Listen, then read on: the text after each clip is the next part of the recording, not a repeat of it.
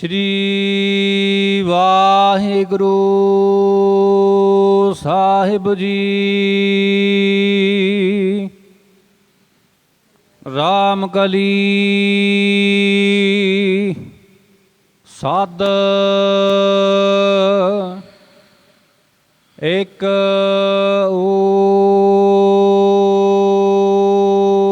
ओंकार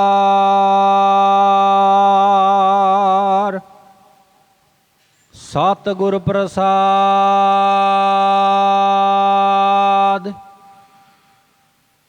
जगदाता सोय भगत वत्सल तेहो लोए जियो। गुर शब्द समावए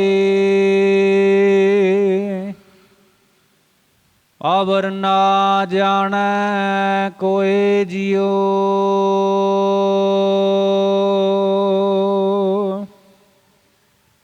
जगदाता सोय भगत वत्सल तेहो लोए जियो। वाहिगुरु जी का खालसा वाहिगुरु जी की फतेह। कोट ब्रह्मंड दे मालक जुगो जुगे अटल शब्द अवतार दसों पातशाहियों की आत्मक जोत धन धन सतगुरु श्री गुरु ग्रंथ साहिब सच्चे पातशाह जी महाराज जी की पवित्र पावन हजूरी दे विच जुड़मिल बैठी गुरु रूप गुरु खालसा सत संगत जीओ।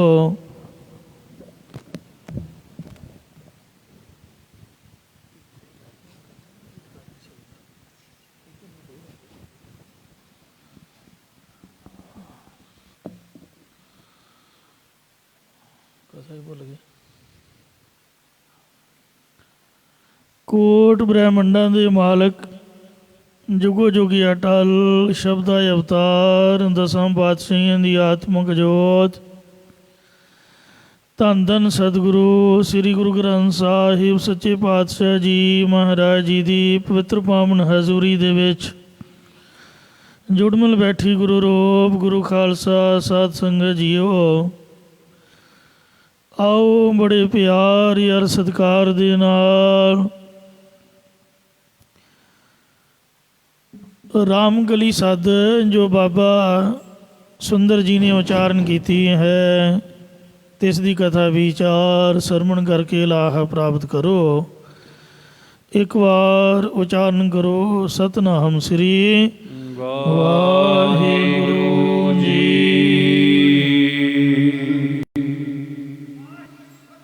सतनाम श्री वाहिगुरु साहिब जी। रामकली साध ये गुरबाणी का सिरलेख है रामकली सद। रामकली राग का नाम है, सद गुरबाणी का नाम है। रामकली राग विच बाबा सुंदर जी सद उच्चारण कर रहे हैं। जिस वेले पंचम पातशाह श्री गुरु अर्जन देव साहब जी पोथियां साहब लैन वास्ते श्री गोइंदवाल साहब गए सन अते बाबा मोहन जी के पासों गुरबाणी दीयां पोथियां लैके श्री गोइंदवाल साहब तो वापस तुरन लगे। तद बाबा मोहरी जी ने निम्रता सहित हथ जोड़ के बेनती की कि हे सतगुरु जी कृपा करके आप जी मेरे घर में चरण पाओ। तद सतगुरु जी बाबा मोहरी जी के प्रेम नूं देख के उन्होंने घर चले गए। बाबा मोहरी जी ने सतगुरां का बहुत सत्कार किया अते सतगुरां नाल प्रेम भरे बचन विलास किए। इतने नूं बाबा मोहरी जी का सपुत्र बाबा आनंद जी ਜਿਹਦੇ ਪ੍ਰਥਾਏ ਕੱਲ ਆਨੰਦ ਸਾਹਿਬ ਬਾਣੀ ਸੰਪੂਰਨ ਹੋਈ ਸੀ ਅਤੇ ਪੋਤਰਾ ਬਾਬਾ ਸੁੰਦਰ ਜੀ ਦੋਨੋਂ ਹੀ ਆ ਕੇ ਸਤਿਗੁਰਾਂ ਨੂੰ ਮਿਲੇ। ਸਤਿਗੁਰਾਂ ਨੇ ਦੋਨਾਂ ਨੂੰ ਬੜਾ ਪ੍ਰੇਮ ਕੀਤਾ। ਬਾਬਾ ਮੋਹਰੀ ਜੀ ਨੇ ਸਤਿਗੁਰਾਂ ਨੂੰ ਭੋਜਨ ਛਕਾ ਕੇ ਸੁੰਦਰ ਪਲੰਗਾ ਸਾਹਿਬ 'ਤੇ ਆਰਾਮ ਕਰਨ ਲਈ ਕਿਹਾ। ਸਤਿਗੁਰੂ ਜੀ ਨੇ ਕੁਝ ਸਮਾਂ ਆਰਾਮ ਕੀਤਾ ਅਤੇ ਅੰਮ੍ਰਿਤ ਵੇਲੇ ਉੱਠ ਕੇ ਗੁਰੂ ਜੀ ਨੇ ਪਹਿਲਾਂ ਸ੍ਰੀ ਬੌਲੀ ਸਾਹਿਬ ਦੇ ਵਿੱਚ ਇਸ਼ਨਾਨ ਕੀਤਾ। ਫਿਰ ਸ੍ਰੀ ਗੁਰੂ ਨਾਨਕ ਦੇਵ ਜੀ ਦਾ ਧਿਆਨ ਧਰ ਕੇ ਸ੍ਰੀ ਜਪਜੀ ਸਾਹਿਬ ਜੀ ਦਾ ਪਾਠ ਕੀਤਾ ਅਤੇ ਫਿਰ ਬਾਬਾ ਮੋਹਰੀ ਜੀ ਨੂੰ ਨਾਲ ਲੈ ਕੇ ਬਿਆਸਾ ਨਦੀ 'ਤੇ ਚਲੇ ਗਏ ਅਤੇ ਜਾ ਕੇ ਆਪਣੇ ਮਾਤਾ ਪਿਤਾ ਸ੍ਰੀ ਗੁਰੂ ਰਾਮਦਾਸ ਸਾਹਿਬ ਜੀ ਅਤੇ ਮਾਤਾ ਬੀਬੀ ਭਾਨੀ ਜੀ ਦੇ ਦੇਵਰਿਆਂ ਦੇ ਦਰਸ਼ਨ ਕੀਤੇ। ਸ੍ਰੀ ਗੁਰੂ ਰਾਮਦਾਸ ਸਾਹਿਬ ਜੀ ਅਤੇ ਸ੍ਰੀ ਗੁਰੂ ਅਮਰਦਾਸ ਸਾਹਿਬ ਜੀ ਨੂੰ ਯਾਦ ਕਰਦਿਆਂ ਅੱਖਾਂ ਵਿੱਚੋਂ ਵੈਰਾਗ ਦਾ ਛਮ ਛਮ ਜਲ ਚੱਲ ਪਿਆ। ਪਹਿਲਾਂ ਸ੍ਰੀ ਗੁਰੂ ਅਮਰਦਾਸ ਜੀ ਦੇ ਦਿਉਰੇਪੁਰ, ਫਿਰ ਸ੍ਰੀ ਗੁਰੂ ਰਾਮਦਾਸ ਜੀ ਦੇ ਦੇਰੇ 'ਤੇ ਜਾ ਕੇ ਨਮਸਕਾਰ ਕੀਤੀ, ਪਰਿਕਰਮਾ ਕੀਤੀ ਅਤੇ ਚਰਨ ਤੂੜੀ ਮੱਥੇ 'ਤੇ ਲਾਈ। ਫਿਰ ਸਤਿਗੁਰੂ ਜੀ ਨੇ ਕੁਝ ਸਮਾਂ ਉੱਤੇ ਬੈਠ ਕੇ ਵਾਹਿਗੁਰੂ ਦਾ ਜਸ ਕੀਤਾ ਅਤੇ ਕੜਾਹ ਪ੍ਰਸ਼ਾਦ ਮੰਗਵਾ ਕੇ ਅਰਦਾਸ ਕਰਕੇ ਸਾਰਿਆਂ ਨੂੰ ਵਰਤਾਇਆ।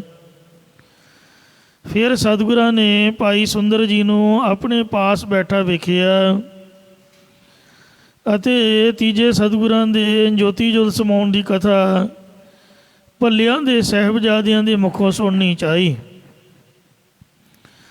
ਉਸ ਵੇਲੇ ਭਾਈ ਸੁੰਦਰ ਜੀ ਨੂੰ ਸਤਿਗੁਰੂ ਜੀ ਨੇ ਕਿਹਾ ਕਿ ਹੇ ਭਾਈ ਸੁੰਦਰ ਜੀ, ਤੁਸੀਂ ਸਾਨੂੰ ਤੀਜੇ ਸਤਿਗੁਰਾਂ ਦੀ ਅੰਤਮ ਸਮੇਂ ਦੇ ਬਚਨ ਸੁਣਾਉਣਾ ਕਰੋ।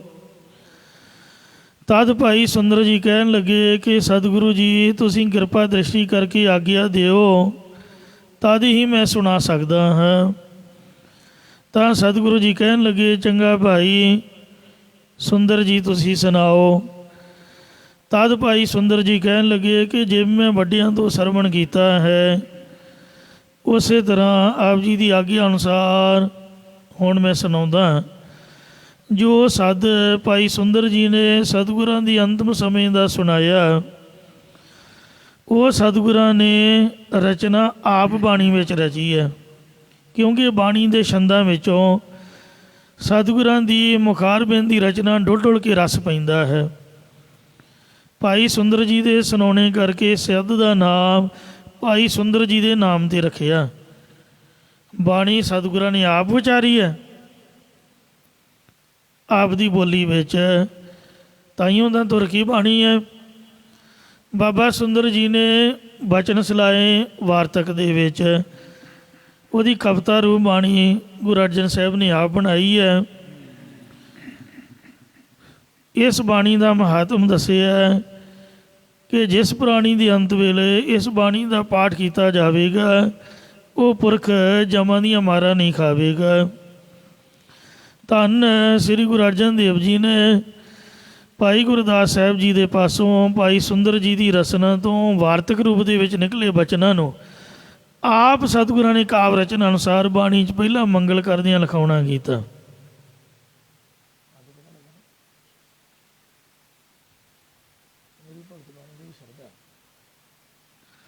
ਇਸੇ ਤਰ੍ਹਾਂ ਜੋ ਭਗਤਾਂ ਦੀ ਬਾਣੀ ਹੈ, ਮੇਰੀ ਤਾਂ ਭਗਤਾਂ ਦੀ ਬਾਣੀ 'ਤੇ ਵੀ ਸ਼ਰਧਾ ਹੈ ਵੀ ਕਿਸੇ ਭਗਤ ਦੀ ਬਾਣੀ ਨਹੀਂ ਹੈ।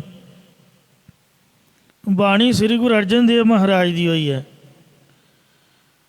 ਭਗਤ ਆ ਕੇ ਦਰਸ਼ਨ ਦਿੰਦੇ ਸਨ ਅਤੇ ਗੁਰੂ ਸਾਹਿਬਾਂ ਨੂੰ ਸੁਣਾਉਂਦੇ ਸਨ, ਅਤੇ ਮਹਾਰਾਜ ਨੇ ਫਿਰ ਉਹਨਾਂ ਤੋਂ ਸੁਣ ਕੇ ਆਪ ਖੁਦ ਆਪ ਰਚਨਾ ਬਣਾਈ ਹੈ। ਇਉਂ ਸਾਰੀ ਧੁਰ ਕੀ ਗੁਰੂ ਕੀ ਬਾਣੀ ਹੋਈ ਹੈ। ਬਾਕੀ ਸੰਤ ਭਗਤ ਵੀ ਗੁਰੂ ਸਾਹਿਬ ਦਾ ਹੀ ਰੂਪ ਹਨ। ਇੰਝ ਜਿਸ ਤਰ੍ਹਾਂ ਮਰਦਾਨੇ ਦੀ ਬਾਣੀ ਨਹੀਂ ਹੈ, ਸ਼ਲੋਕ ਮਰਦਾਨਾ ਪਹਿਲਾ, ਕਲ ਕਲ ਵਾਲੀ ਕਾਮ ਮਦ ਮਨੁਆ ਪੀਵਨ ਹਾਰ, ਇਹ ਬਾਣੀ ਸ੍ਰੀ ਗੁਰੂ ਨਾਨਕ ਦੇਵ ਜੀ ਦੀ ਹੈ। ਤਾਈਓ ਲਿਖਿਆ ਸ਼ਲੋਕ ਮਰਦਾਨਾ ਪਹਿਲਾ। ਪਹਿਲਾ ਦਾ ਭਾਵ ਹੈ ਸ੍ਰੀ ਗੁਰੂ ਨਾਨਕ ਦੇਵ ਜੀ ਦਾ ਇਹ ਸ਼ਬਦ ਹੈ। ਮਰਦਾਨਾ ਜੀ ਨੂੰ ਤਾਂ ਇੱਕ ਸਰੋਪਾ ਦਿੱਤਾ ਹੈ। ਜਿਸ ਤਰ੍ਹਾਂ ਸਰੋਪਾ ਹੁੰਦਾ ਤਾਂ ਗੁਰਦੁਆਰੇ ਦਾ ਹੈ, ਪਰ ਜਿਸ ਦੇ ਗਲ ਵਿੱਚ ਪੈ ਜਾਵੇ ਉਸੇ ਦਾ ਹੀ ਬਣ ਜਾਂਦਾ ਹੈ। ਇੰਝ ਬਾਣੀ ਸਤਿਗੁਰਾਂ ਦੀ ਹੈ, ਅਤੇ ਮਰਦਾਨਾ ਜੀ ਦੇ ਨਾਮ 'ਤੇ ਜਾਂ ਬਾਬਾ ਸੁੰਦਰ ਜੀ ਦੇ ਨਾਮ ਦੇ ਉਚਾਰੀ ਹੋਣ ਕਰਕੇ ਉਹਨਾਂ ਨੂੰ ਸਿਰੋਪਾ ਵਜੋਂ ਬਖਸ਼ ਦਿੱਤੀ। ਜਿਸ ਕਰਕੇ ਰਚਨਾ ਜਿਹਦਾ ਸਿਰੋਪਾ ਗਲ 'ਚ ਪੈ ਜਾਏ ਫਿਰ ਉਸੇ ਦਾ ਹੀ ਬਣ ਜਾਂਦਾ। ਇਉਂ ਬਾਬੇ ਸੁੰਦਰ ਦੀ ਬਾਣੀ ਮੰਨੀ ਜਾਂਦੀ ਹੈ। ਸ੍ਰੀ ਗੁਰੂ ਗ੍ਰੰਥ ਸਾਹਿਬ ਜੀ ਦੀ ਰਚਨਾ ਵਕਤ ਇਹ ਰਾਮਕਲੀ ਸੱਧ ਸਤਿਗੁਰਾਂ ਨੇ ਆਨੰਦ ਸਾਹਿਬ ਤੋਂ ਉਪਰੰਤ ਦਰਜ ਕਰਵਾਈ। ਸੱਧ ਦੇ ਕੋਸ਼ ਅਨੁਸਾਰ ਇਸ ਪ੍ਰਕਾਰ ਅਰਥ ਹਨ। ਸੱਧ ਦਾ ਅਰਥ ਹੈ ਪੁਕਾਰ, ਸੱਧ ਦਾ ਅਰਥ ਹੈ ਹਾਕ, ਸੱਧ ਦਾ ਅਰਥ ਹੈ ਆਵਾਜ਼। ਉੱਚੀ ਆਵਾਜ਼ ਨਾਲ ਕਿਸੇ ਪਿਆਰੇ ਨੂੰ ਪੁਕਾਰਨਾ ਇਹ ਸੱਧ ਹੈ, ਯਾਨੀ ਸੱਦਣਾ। ਇੱਕ ਪੁਰਾਤਨ ਪੰਜਾਬੀ ਕਾਵਿ ਰੂਪ ਹੀ ਹੈ। ਇਸ ਵਿੱਚ ਪੁਰਾਣੇ ਸਮੇਂ ਦੇ ਲੋਕ ਲੰਮੀ ਹੇਕ ਲਾ ਕੇ ਪਿਆਰੇ ਨੂੰ ਸੰਬੋਧਨ ਕਰਦੇ ਸਨ। ਜਿਵੇਂ ਮਾਹੀ ਦੀ ਸੱਦ ਬੜੀ ਮਸ਼ਹੂਰ ਹੈ। ਮਾਹੀ ਕਹਿੰਦੇ ਨੇ ਮੱਝਾਂ ਚਰਾਉਣ ਵਾਲੇ ਨੂੰ, ਅਤੇ ਗਵਾਲਾ ਕਹਿੰਦੇ ਨੇ ਗਾਵਾਂ ਚਰਾਉਣ ਵਾਲੇ ਨੂੰ। ਖਾਸ ਕਰਕੇ ਮਲਵਈ ਲਾਚਾ ਬੰਨ੍ਹ ਕੇ ਮੱਝਾਂ ਦੇ ਮਗਰ ਮਗਰ ਮੋਢੇ 'ਤੇ ਡਾਂਗ ਰੱਖ ਕੇ ਉੱਚੀ ਹੇਕ ਲਾ ਕੇ ਇੱਕ ਹੱਥ ਕੰਨ ਦੇ ਰੱਖ ਕੇ ਅਤੇ ਜਦ ਉਹ ਗਾਉਂਦੇ ਉਹਨੂੰ ਸੱਦ ਕਹਿੰਦੇ। ਜਿਵੇਂ ਸੁਣ ਕੇ ਸੱਦ ਮਾਹੀ ਦਾ ਮੇਹੀ ਪਾਣੀ ਕਾਹੂ ਮਤੋਨੇ ਕਿਸੇ ਨਾਲ ਨ ਰਲੀਆ ਕਾਹੀ, ਅਤੇ ਕੋਈ ਸੋਖ ਪਿਓਨੇ ਗਿਆ ਫਰਾਕ ਮਿਲਿਆ ਮਿਤ ਮਾਹੀ ਤਾਂ ਹੀ ਸ਼ੁਕਰ ਕੀਤੋਨੇ। ਲੱਖੀ ਜੰਗਲ ਖਾਲਸਾ ਆਏ ਦੀਦਾਰ ਦੇ ਤੋਨੇ। ਇਸ ਤਰ੍ਹਾਂ ਇਹ ਸੱਦ ਬੜੀ ਪ੍ਰਸਿੱਧ ਹੈ। ਅਸਲ ਦੇ ਵਿੱਚ ਵਾਸਤਵ ਦੇ ਵਿੱਚ ਇਹ ਸੋਗ ਭਰਿਆ ਗੀਤ ਹੈ। ਕਈ ਖੁਸ਼ੀਆਂ ਦੇ ਗੀਤ ਹੁੰਦੇ ਨੇ, ਪਰ ਇਹ ਸੋਗ ਭਰਿਆ ਗੀਤ ਵੀ ਹੈ, ਜਿਸ ਵਿੱਚ ਵਿਛੜੇ ਪਿਆਰੇ ਨੂੰ ਸੰਬੋਧਨ ਕੀਤਾ ਹੁੰਦਾ ਹੈ। ਕਈ ਵਿਦਵਾਨਾਂ ਦਾ ਵਿਚਾਰ ਹੈ ਕਿ ਸੱਦ ਵੀ ਮਰਸੀਏ ਵਾਂਗ ਕਿਸੇ ਦੀ ਮੌਤ ਤੋਂ ਬਾਅਦ ਲਿਖਿਆ ਜਾਂਦਾ ਹੈ। ਵਾਸਤਵ ਦੇ ਵਿੱਚ ਅਜਿਹੀ ਕੋਈ ਸ਼ਰਤ ਇਸ 'ਤੇ ਲਾਗੂ ਨਹੀਂ ਹੁੰਦੀ। ਹਾਂ, ਇਸ ਰਾਹੀਂ ਥੋੜ੍ਹਾ ਜਿਹਾ ਵਿਛੋੜਾ ਅਤੇ ਉਦਾਸੀ ਦਾ ਪ੍ਰਭਾਵ ਜ਼ਰੂਰ ਪੈਂਦਾ ਹੈ। ਸ੍ਰੀ ਗੁਰੂ ਗ੍ਰੰਥ ਸਾਹਿਬ ਦੇ ਵਿੱਚ ਰਾਮਕਲੀ ਰਾਗਨੀ ਅੰਦਰ ਸੱਦ ਨਾਂ ਹੇਠ ਬਾਬਾ ਸੁੰਦਰ ਜੀ ਦੀ ਰਚਿਤ ਬਾਣੀ ਦਰਜ ਹੈ। ਇਹ ਰਚਨਾ ਸ੍ਰੀ ਗੁਰੂ ਅਮਰਦਾਸ ਮਹਾਰਾਜ ਜੀ ਦੇ ਜੋਤੀ ਜੋਤ ਸਮਾਉਣ ਦੇ ਅਵਸਰ 'ਤੇ ਲਿਖੀ ਗਈ ਜਾਪਦੀ ਹੈ। ਇਸ ਵਿੱਚ ਸੋਗੀ ਵਾਤਾਵਰਨ ਨੂੰ ਦੂਰ ਕਰਨ ਲਈ ਗੁਰੂ ਜੀ ਦੀ ਸਿੱਖਿਆ ਦਰਜ ਹੈ। ਸੱਦ ਦਾ ਕੋਈ ਖਾਸ ਛੰਦ ਨੀਅਤ ਨਹੀਂ ਹੈ, ਖੁੱਲ੍ਹਾ ਹੀ ਬੋਲਿਆ ਜਾਂਦਾ, ਜਿਸ ਤਰ੍ਹਾਂ ਜੋੜੀ ਦੇ ਖੁੱਲ੍ਹੇ ਬੋਲ ਹੁੰਦੇ ਨੇ। ਸ੍ਰੀ ਗੁਰੂ ਗ੍ਰੰਥ ਸਾਹਿਬ ਵਿੱਚ ਬਾਬਾ ਸੁੰਦਰ ਜੀ ਦੇ ਰਚਿਤ ਸੱਦ ਨੂੰ ਭਾਈ ਕਾਹਨ ਸਿੰਘ ਨਾਭਾ ਨੇ ਹੁਲਾਸ ਛੰਦ ਦਾ ਇੱਕ ਭੇਦ ਦੱਸਿਆ ਹੈ। ਇਸ ਵਿੱਚ 6 ਚਰਨ ਹਨ। ਪਹਿਲੇ ਚਰਨ ਦੀਆਂ 23 ਮਾਤਰਾ, ਦੂਜੇ ਦੀਆਂ 25 ਅਤੇ ਬਾਕੀ ਹਰਕ ਦੀਆਂ 28 ਮਾਤਰਾ ਨੇ। ਇਸੇ ਤਰ੍ਹਾਂ ਸ੍ਰੀ ਦਸਮ ਗ੍ਰੰਥ ਵਿੱਚ ਵੇਖਮ ਪਦ ਸੱਦ ਵੀ ਹੈ। ਇਹਦੇ 3 ਚਰਨ ਹਨ ਅਤੇ 29 ਮਾਤਰਾ, ਅਤੇ ਪਹਿਲਾ ਵਿਸ਼ਰਾਮ 17 ਉੱਤੇ ਹੈ।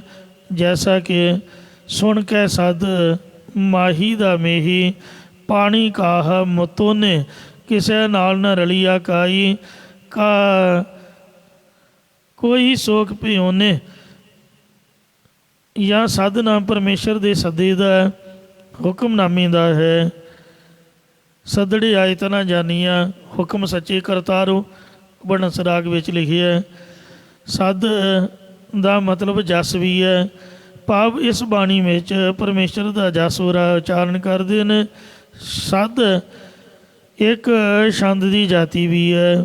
ਸੋ ਗੁਰੂ ਸਾਹਿਬ ਜੀ ਰਾਮਕਲੀ ਰਾਗ ਵਿੱਚ ਧੰਨ ਸ੍ਰੀ ਗੁਰੂ ਅਰਜਨ ਦੇਵ ਸਾਹਿਬ ਜੀ ਬਾਬੇ ਸੁੰਦਰ ਦੀ ਉਚਾਰੀ ਵਾਰਤਕ ਰਚਨਾ ਨੂੰ ਖੁਦ ਆਪ ਕਾਵ ਰਚਨਾ ਦਿੰਦੇ ਹੋਏ ਬਾਣੀ ਦੇ ਰੂਪ ਦੇ ਵਿੱਚ ਲਿਖਵਾ ਰਹੇ ਹਨ।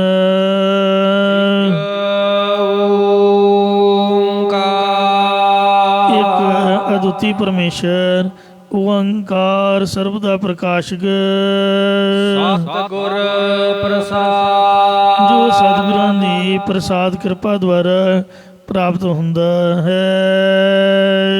ਦਾਤਾ ਸੋਏ ਉਹ ਪਰਮੇਸ਼ਰ ਸਾਰੇ ਜਗ ਸੰਸਾਰ ਦਾ ਦਾਤਾ ਹੈ।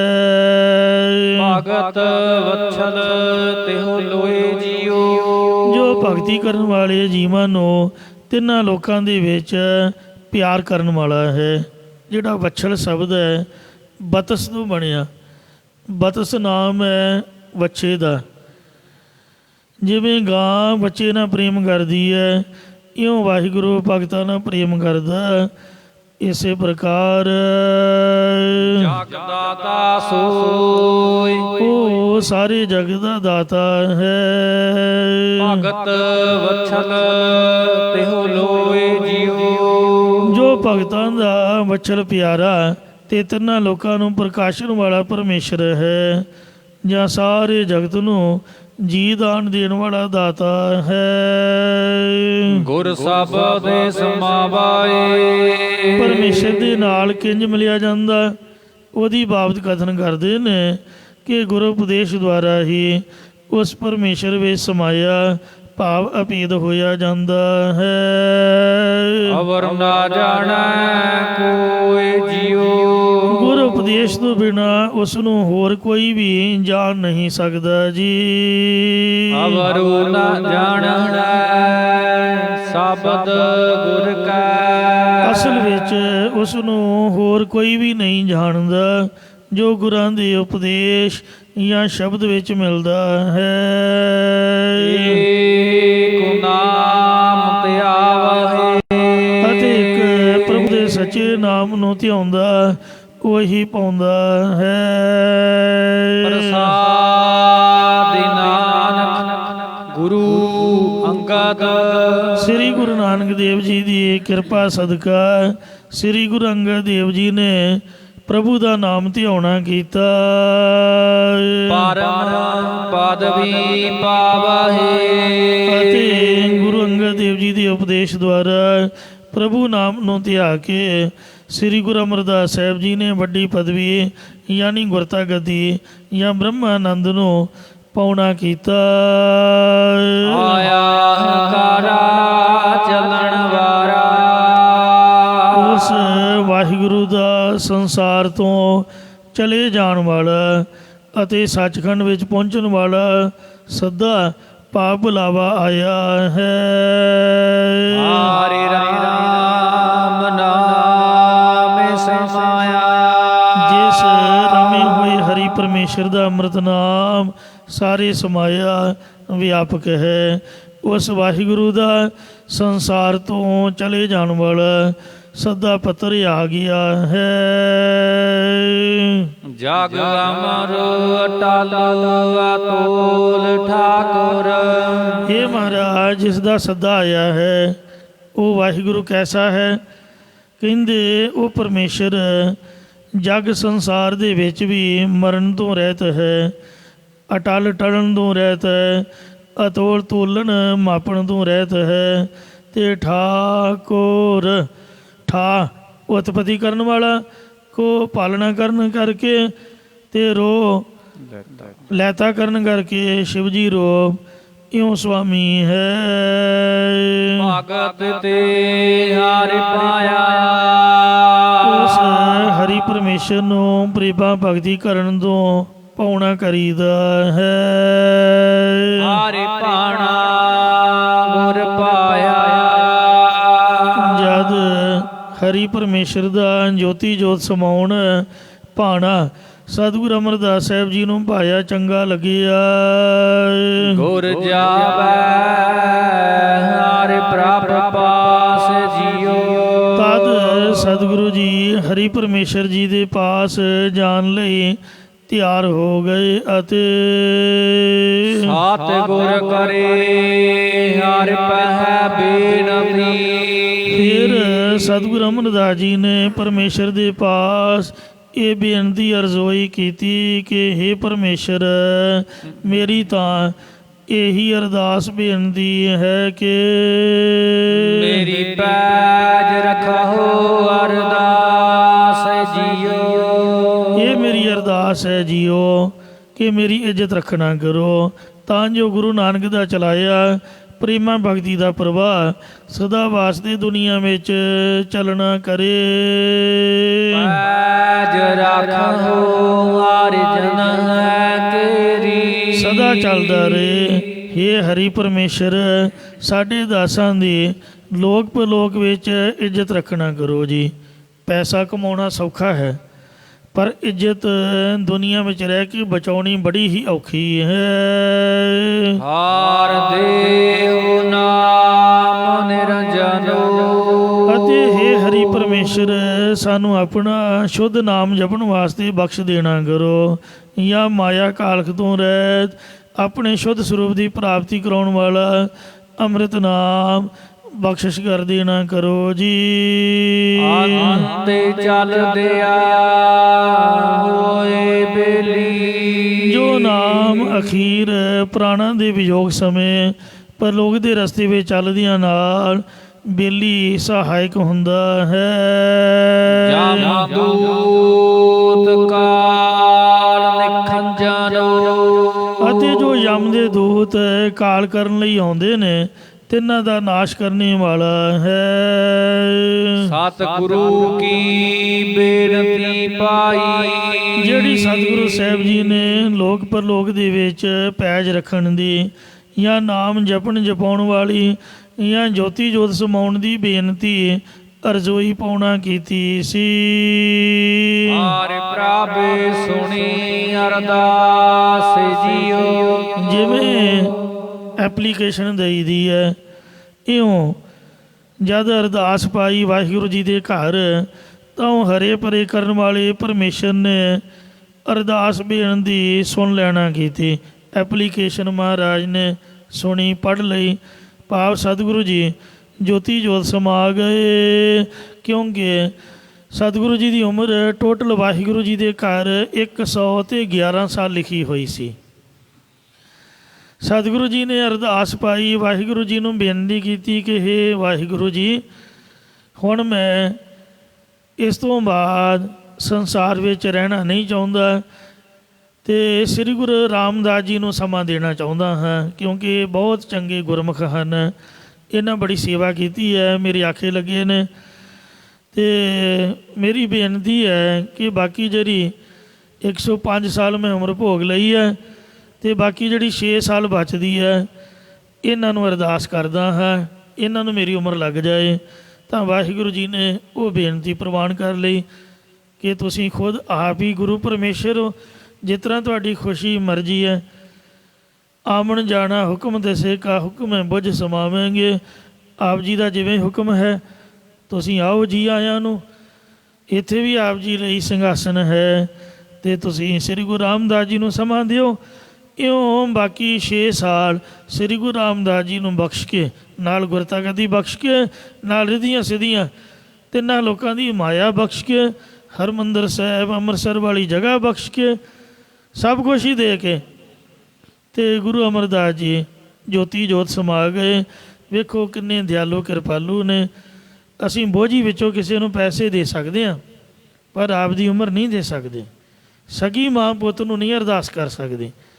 ਰੋਏ ਜਿੰਨਾ ਮਰਜ਼ੀ, ਤੋ ਜਿੰਨਾ ਮਰਜ਼ੀ ਕਿਸੇ ਨਾਲ ਪਿਆਰ ਹੋਵੇ, ਆਪ ਦੀ ਉਮਰ ਨਹੀਂ ਆਪਾਂ ਦਿਆਂਗੇ।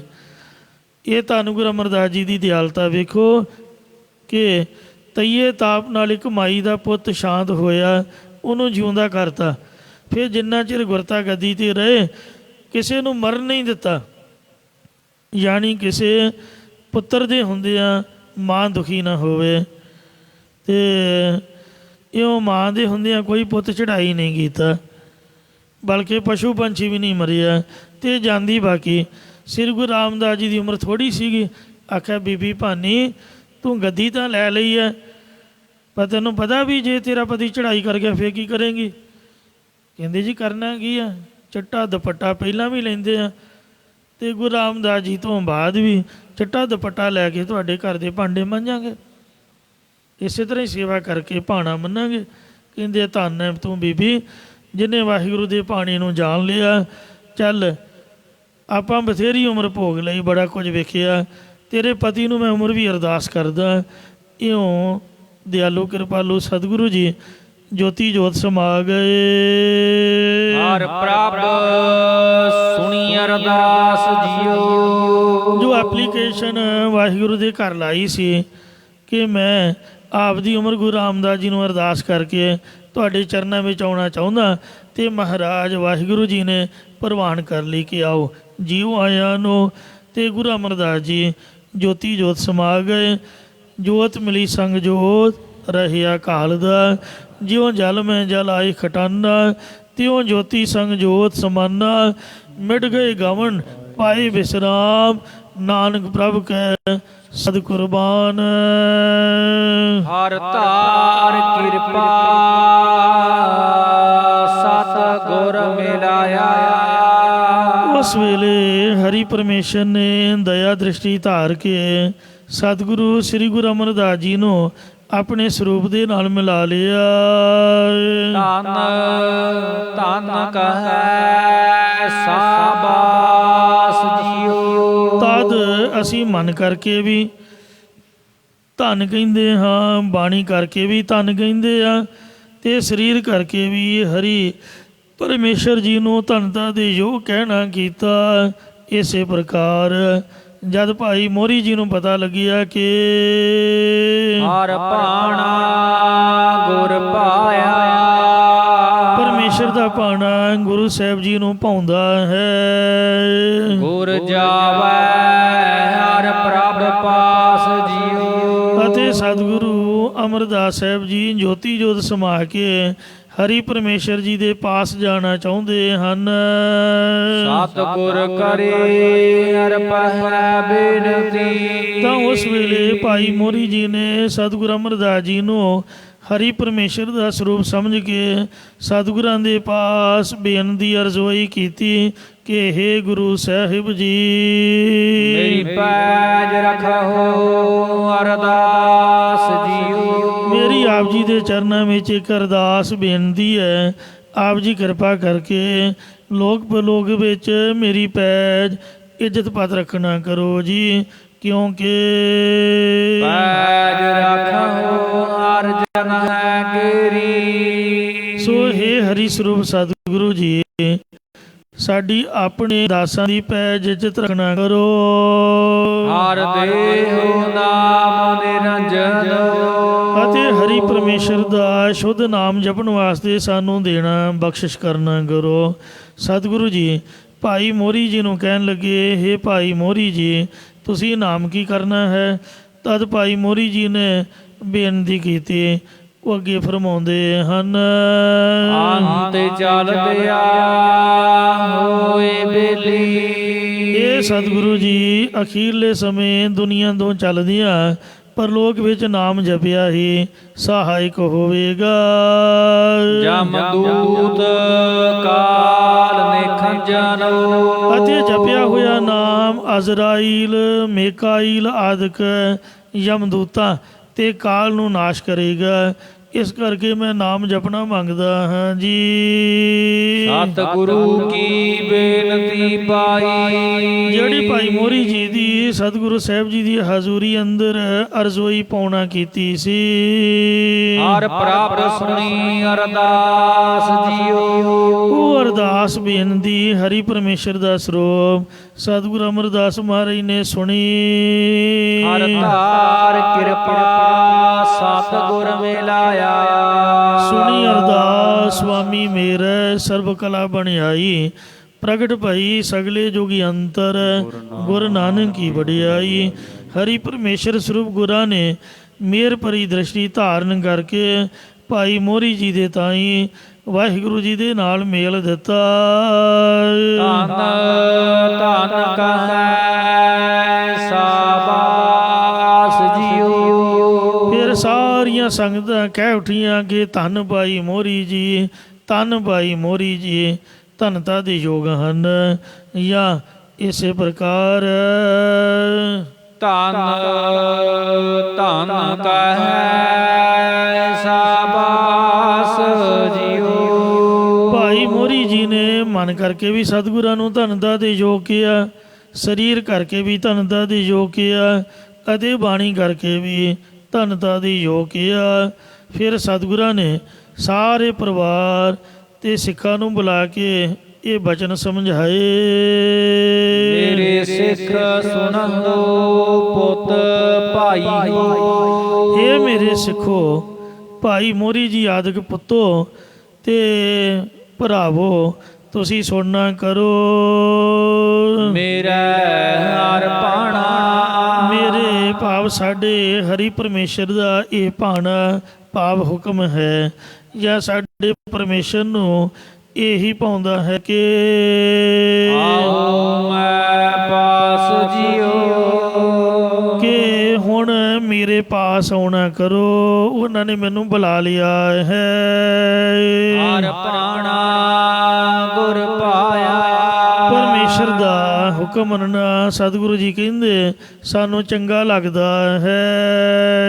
ਮੇਰਾ ਹਰ ਪ੍ਰਭ ਕਰੇ ਸਾਬਾਸ ਜੀਓ। ਕਿਉਂਕਿ ਮੇਰਾ ਹਰੀ ਪਰਮੇਸ਼ਰ ਮੈਨੂੰ ਧੰਨਤਾ ਦੇ ਯੋਗ ਬਣਾਉਣਾ ਕਰੇਗਾ ਜੀ। ਕਬੀਰ ਜਿਸ ਮਰਨੇ ਤੇ ਜਗ ਡਰੈ, ਮੇਰਾ ਮਨ ਆਨੰਦ ਮਰਨੇ ਹੀ ਤੇ ਪਾਈਐ ਪੂਰਨ ਪਰਮਾਨੰਦ। ਲੋਕਾਂ ਨੂੰ ਮੌਤ ਹੀ ਪੈ ਜਾਂਦੀ ਜੇ ਮਰਨ ਦਾ ਨਾਂ ਸੁਣਨ, ਬਿਨਾਂ ਹੀ ਮਰਨ ਤੋਂ ਮਰਿਆ ਸਮਝਦੇ।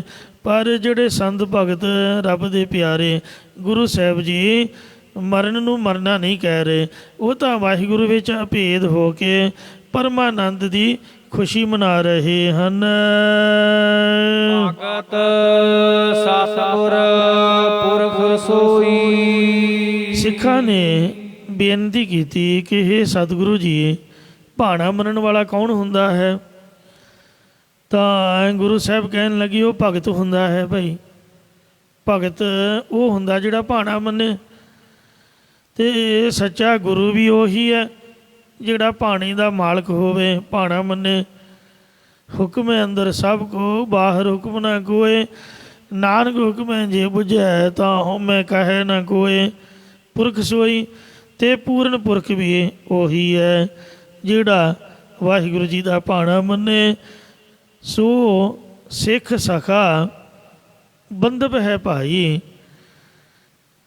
ਜੇ ਸਤਿਗੁਰ ਕੇ ਭਾਣੇ ਵਿੱਚ ਆਵੇ, ਆਪਣੇ ਭਾਣੇ ਜੋ ਚੱਲੇ ਭਾਈ, ਵਿਛੜ ਚੋਟਾਂ ਖਾਵੇ। ਮਹਾਰਾਜ ਕਹਿੰਦੇ ਨੇ ਕਿ ਜਿਹੜਾ ਸਤਿਗੁਰੂ ਦਾ ਭਾਣਾ, ਵਾਹਿਗੁਰੂ ਜੀ ਦਾ ਭਾਣਾ ਸਿਰ ਮੱਥੇ ਮੰਨਦਾ, ਉਹੀ ਸਾਡਾ ਸਿੱਖ ਹੈ, ਉਹੀ ਗੁਰੂ ਦਾ ਸਿੱਖ ਹੈ, ਉਹੀ ਗੁਰੂ ਦਾ ਮਿੱਤਰ ਹੈ, ਉਹੀ ਗੁਰੂ ਦਾ ਰਿਸ਼ਤੇਦਾਰ ਹੈ, ਜਿਹੜਾ ਗੁਰੂ ਜੀ ਦੀ ਰਜ਼ਾ ਵਿੱਚ ਤੁਰਦਾ। ਆਪਣੇ ਭਾਣੇ ਜੋ ਚੱਲੇ ਭਾਈ। ਹੇ ਭਰਾਵੋ, ਜਿਹੜਾ ਮਨੁੱਖ ਆਪਦੀ ਮਰਜ਼ੀ ਦੇ ਅਨੁਸਾਰ ਚੱਲਦਾ ਹੈ, ਵਿਛੜ ਚੋਟਾਂ ਖਾਵੇ, ਉਹ ਪ੍ਰਭੂ ਤੋਂ ਵਿਛੜ ਕੇ ਜਮਾਂ ਦੀਆਂ ਚੋਟਾਂ ਖਾਰ ਦਿੰਦਾ, ਦੁੱਖ ਸਹਾਰਦਾ। ਬਿਨ ਸਤਿਗੁਰ ਸੁੱਖ ਕਦੇ ਨਾ ਪਾਵੇ ਭਾਈ, ਫਿਰ ਪਛੋਤਾਵੇ। ਸਤਿਗੁਰੂ ਜੀ ਦੀ ਸ਼ਰਨ ਪੈਣ ਤੋਂ ਬਿਨਾਂ, ਭਾਣਾ ਮੰਨਣ ਤੋਂ ਬਿਨਾਂ ਮਨੁੱਖ ਕਦੇ ਵੀ ਸੁੱਖ ਨਹੀਂ ਪਾ ਸਕਦਾ। ਜੇ ਭਾਣਾ ਨਾ ਵੀ ਮੰਨਾਂਗੇ ਤਾਂ ਵੀ ਤਾਂ ਭਾਣਾ ਹੋ ਹੀ ਜਾਣਾ, ਆਪਾਂ ਦੁਖੀ ਹੋਵਾਂਗੇ। ਜੇ ਮੰਨ ਲਾਂਗੇ ਤਾਂ ਸੁਖੀ ਰਹਾਂਗੇ, ਅਤੇ ਜਿਹੜਾ ਨਹੀਂ ਮੰਨਦਾ ਉਹ ਮੁੜ ਮੁੜ ਦੁਖੀ ਹੋ ਕੇ ਪਛਤਾਉਂਦਾ ਹੈ। ਹਰ ਕੇ ਦਾਸ ਸੁਹੇਲੇ ਭਾਈ। ਇਹ ਮੇਰੇ ਭਰਾਵੋ, ਜੋ ਹਰੀ ਪ੍ਰਮਾਤਮਾ ਦੇ ਦਾਸ ਭਗਤ ਜਨ ਨੇ, ਉਹ ਭਾਣਾ ਮੰਨਣ ਕਰਕੇ ਸੁਖੀ ਜੀਵਨ ਬਤੀਤ ਕਰਦੇ ਨੇ। ਜਨਮ ਜਨਮ ਕੇ ਕਿਲ ਬਿਗ ਦੁੱਖ ਕਾਟੇ, ਆਪੇ ਮਿਲ ਮਿਲਾਈ। ਜਿਸ ਕਰਕੇ ਉਹਨਾਂ ਦੇ ਜਨਮਾਂ ਜਨਮਾਤਰਾਂ ਦੇ ਕਿਲ ਬਿਗ ਵਜਰ ਪਾਪ ਅਤੇ ਦੁੱਖ ਮਹਾਰਾਜ ਕੱਟ ਕੇ ਭਾਣਾ ਮੰਨਣ ਵਾਲਿਆਂ ਨੂੰ ਆਪ ਦੇ ਸਰੂਪ ਦੇ ਨਾਲ ਮਿਲਾ ਲੈਂਦਾ ਹੈ। ਸਤਿਗੁਰਾਂ ਦਾ ਭਗਤ ਅਤੇ ਸਤਿਗੁਰਾਂ ਦਾ ਪੂਰਨ ਸਿੱਖ ਉਹੀ ਹੈ। ਸੋ ਮਹਾਰਾਜ ਕਹਿੰਦੇ ਨੇ, ਜਿਸ ਹਰ ਭਾਣਾ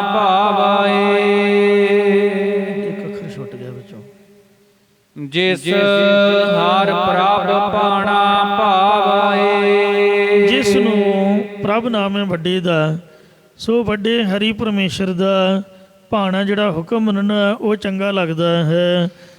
ਵੱਡਾ ਸਾਹਿਬ ਉੱਚਾ ਥਾਓ। ਵੱਡਾ ਕੌਣ ਹੈ? ਸਾਹਿਬ ਮਾਲਕ ਪਰਮਾਤਮਾ। ਗਿਆਨ ਧਿਆਨ ਕਿਛ ਕਰਮ ਨਾ ਜਾਣਾ, ਸਾਰ ਨਾ ਜਾਣਾ ਤੇਰੀ। ਸਭ ਤੇ ਵੱਡਾ ਸਤਿਗੁਰੂ ਨਾਨਕ ਜਿਨ ਕਾ ਰਾਖੀ ਮੇਰੀ। ਸਤਿਗੁਰੂ ਜੀ ਭਾਣਾ ਮੰਨਣਾ ਕੀ ਲਾਭ ਪ੍ਰਾਪਤ ਹੁੰਦਾ ਹੈ? ਤਾਂ ਗੁਰੂ ਸਾਹਿਬ ਉੱਤਰ ਬਖਸ਼ਦੇ ਹਨ। ਆਨੰਦ ਅਨਹਦ ਵਜਹਿ ਬਾਜੇ। ਭਾਣਾ ਮੰਨਣ ਵਾਲੇ ਦੇ ਹਿਰਦੇ ਅੰਦਰ ਆਨੰਦ ਸੁਖ, ਆਨੰਦ ਸਰੂਪ ਪਰਮੇਸ਼ਰ ਦੇ ਅਨਹਦ ਇੱਕ ਰਸ ਜਸ ਰੂਪ ਵਾਜੇ ਵੱਜਦੇ ਹਨ। ਹਰਿ ਆਪ ਗਲ ਮਿਲਾਵਾਏ। ਹਰ ਹਰੀ ਪਰਮੇਸ਼ਰ ਆਪ ਸਰਗੁਣ ਸਰੂਪ ਧਾਰ ਕੇ ਆਪਣੇ ਗਲ ਦੇ ਨਾਲ ਕੰਠ ਦੇ ਨਾਲ ਉਹਨਾਂ ਗੁਰਮੁਖਾਂ ਨੂੰ ਮਿਲਾ ਲੈਂਦਾ ਹੈ, ਜਾਂ ਭੇਦ ਨਿਸ਼ਚੈ ਰੂਪੀ ਕੰਠ ਦੇ ਨਾਲ ਮੇਲ ਲੈਂਦਾ ਹੈ। ਤੁਸੀਂ ਪੁੱਤ ਭਾਈ ਪਰਿਵਾਰ ਮੇਰਾ। ਸ੍ਰੀ ਗੁਰੂ ਅਮਰਦਾਸ ਮਹਾਰਾਜ ਕਹਿਣ ਲੱਗੇ, ਤੁਸੀਂ ਮੇਰੇ ਪੁੱਤਰ ਬਾਬਾ ਮੋਹਰੀ ਜੀ, ਭਾਈ ਭਰਾ ਬਾਬਾ ਈਸ਼ਰ ਜੀ, ਈਸ਼ਰ ਦਾਸ ਜੀ, ਤੇ ਬਾਕੀ ਸਾਰਾ ਮੇਰਾ ਪਰਿਵਾਰ ਆਦਿਕ। ਮਨ ਵੇਖਾਓ ਕਰ ਨਿਰਜਾਸ ਜੀਓ। ਇਹ ਧਿਆਦਿਕ ਬਾਕੀ ਸਾਰਾ ਮੇਰਾ ਪਰਿਵਾਰ ਸਾਰੇ ਹਿਰਦੇ ਵਿੱਚ ਨਿਰਣਾ ਕਰਕੇ ਤੁਸੀਂ ਦੇਖ ਲਵੋ ਜੀ। ਤੁਰ ਲਿਖਿਆ ਪ੍ਰਵਾਣਾ ਫਿਰੈ ਨਾਹੀ। ਜੋ ਮੁੱਢੋਂ ਪਰਮੇਸ਼ਰ ਵੱਲੋਂ ਜੋਤੀ ਜੋਤ ਸਮਾਉਣ ਦਾ ਹੁਕਮ ਲਿਖਿਆ ਆ ਗਿਆ ਹੈ, ਉਹ ਅਸੀਂ ਮੋੜਨਾ ਨਹੀਂ ਹੈ, ਫੇਰਨਾ ਨਹੀਂ ਹੈ। ਗੁਰ ਜਾਏ ਹਰ ਪ੍ਰਭ ਪਾਸ ਜੀਓ। ਸਤਿਗੁਰਾਂ ਨੇ ਕਿਹਾ ਕਿ ਅਸੀਂ ਹਰੇ ਪਰੇ ਕਰਨ ਵਾਲੇ ਪਰਮੇਸ਼ਰ ਜੀ ਦੇ ਪਾਸ ਉਹਦੇ ਕੋਲ ਜਾਣਾ ਕਰਾਂਗੇ।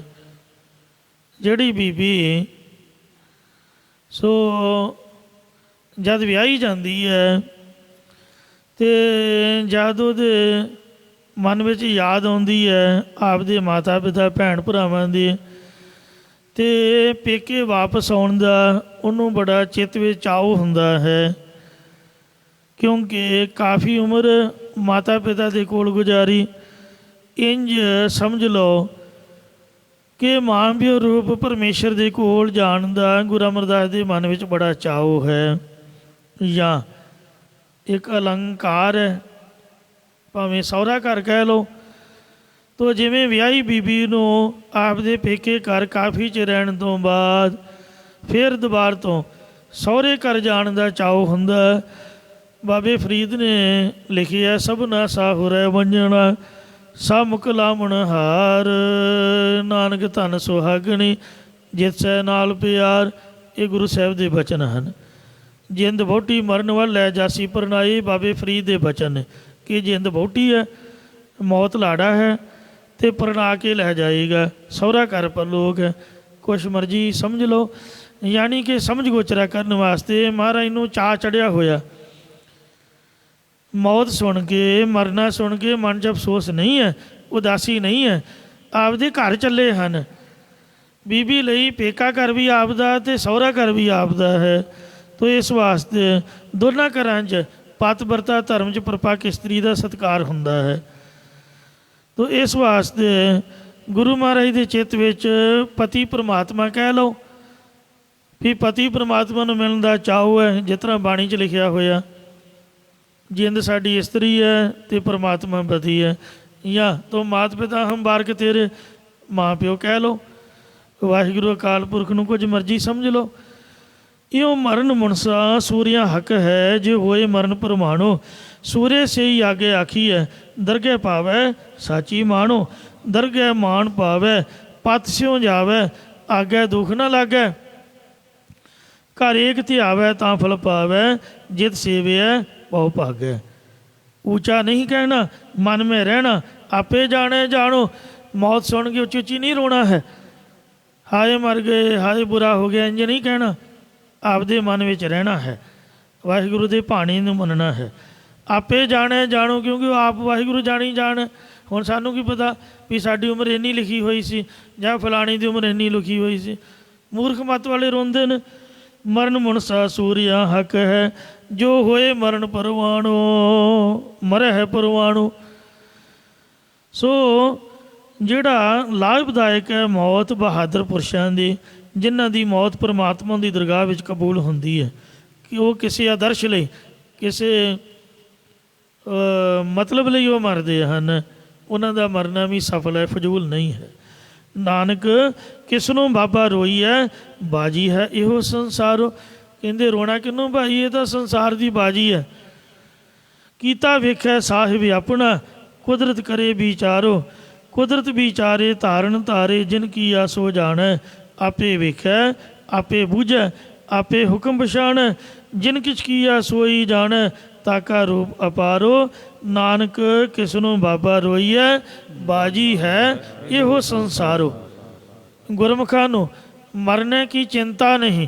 ਆਪਾਂ ਇਕੱਲੇ ਬੈਠੇ ਮੌਤ ਦੀ ਚਿੰਤਾ ਹੀ ਲਾਈ ਜਾਵਾਂਗੇ, ਸੋਚੀ ਜਾਵਾਂਗੇ ਵੀ ਮਾਰੀ ਨਾ ਜਾਈਏ, ਅਤੇ ਜੀਵਨ ਦੀ ਆਸਾ ਲਾਈ ਹੁੰਦੀ ਹੈ।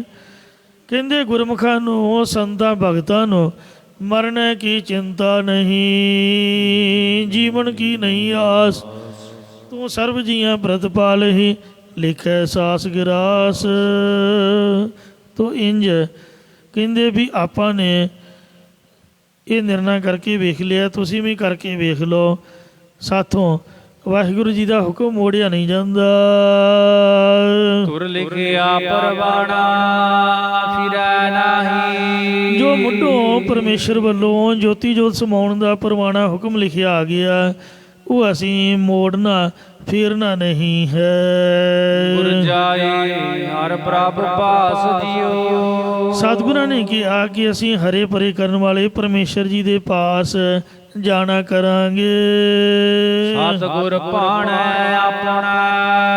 ਫਿਰ ਸਤਿਗੁਰੂ ਸ੍ਰੀ ਗੁਰੂ ਅਮਰਦਾਸ ਸਾਹਿਬ ਜੀ ਨੇ ਆਪ ਦੇ ਹੁਕਮ ਅਨੁਸਾਰ ਬਹਿ ਪਰਵਾਰ ਸਦਾਇਆ। ਸਿੰਘਾਸਨ ਤੇ ਬਹਿ ਕੇ ਆਪਣਾ ਸਾਰਾ ਟੱਬਰ ਟੋਰ, ਸਾਰਾ ਕੁਟੁੰਬ, ਸਾਰਾ ਪਰਿਵਾਰ ਬੁਲਵਾ ਲਿਆ ਕਿ ਆਓ ਭਾਈ ਮੈਨੂੰ ਦਰਸ਼ਨ ਦਿਓ। ਮੈਂ ਕੁਝ ਅੰਤਮ ਸਮੇਂ ਦੇ ਬਚਨ ਕਰਨੇ ਚਾਹੁੰਦਾ। ਔਰ ਸਾਰਿਆਂ ਨੂੰ ਆਗਿਆ ਦਿੱਤੀ।